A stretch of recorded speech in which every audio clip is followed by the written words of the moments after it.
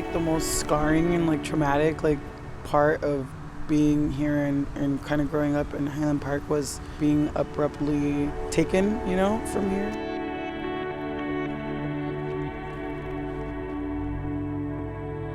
I remember being like 8 years old and I would just like beg God, like, God, like, can you just send someone to love me? Like, I don't even care about having kids or getting married or having a family. I just want to feel loved.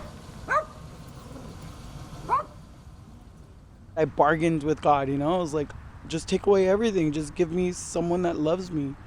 I really felt like unseen.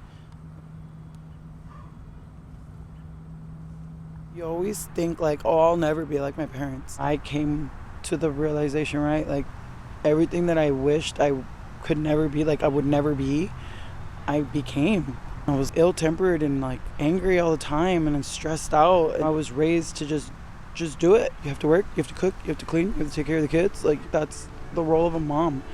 The world's telling me to just keep going. My heart's telling me like, no, this is not fair. Now I understand, like as a mother and as a woman, like what my mom must have felt like.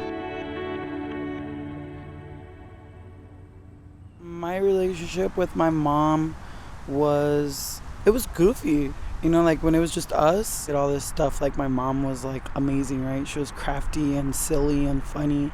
But then at the same time, like living in our home because of, her relationship with my stepdad, it changed her a lot. So there was like two sides of her. Like we didn't know which side we were gonna get, right? Like it was rough. It was rough. She struggled a lot with mental illness. My stepdad, we were in the middle of an argument and I told him, well, I don't fucking like the way you treat me. And he's like, then leave. I'm like, all right. And I literally packed a duffel bag and left. Went to school like that.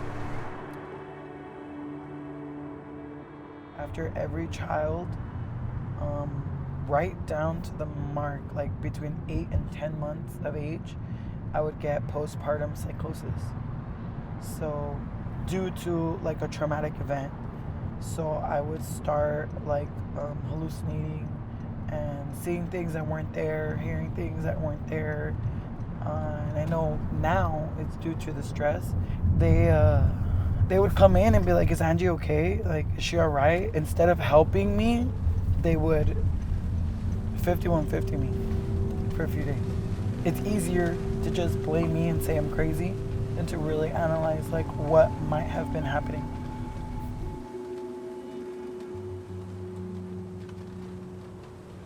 I've always loved sewing. I used to sew by hand, but I really like created a whole space in my house dedicated to my craft, my hobbies, and when kids know like that's mommy's time. And I think Johnny implementing that into their little heads, like this is your mom's time for herself, is they respect that. And I hope that they respect that within themselves when they create a family, is that they don't lose that part of themselves, because I love that, and it makes me happy. It brings me happiness and joy outside of being a mother, and I think that's super important. I finally get to study something that I've always wanted to study, because before I had to work to survive. I couldn't study anything. I couldn't go to college. I couldn't go do anything because it was like, we gotta eat, we rent, your dreams are just dreams.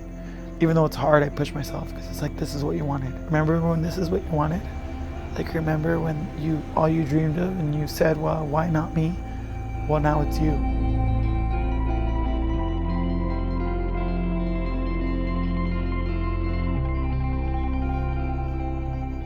I think little Angie would be like, remember when you tried to bargain with life and not have any kids?